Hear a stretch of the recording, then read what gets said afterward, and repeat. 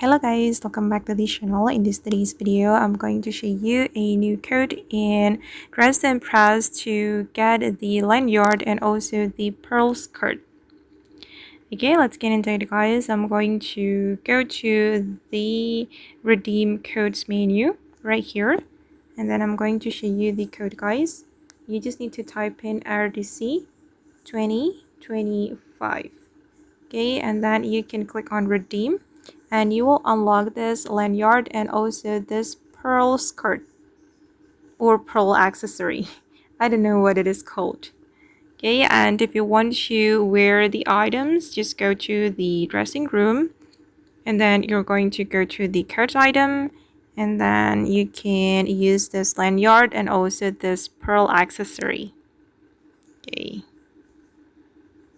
And okay guys, that's all the video for today. I hope this video will be useful for you. Thank you so much for watching, and if you found this tutorial useful, don't forget to like, comment, share, and also subscribe to this channel. Bye.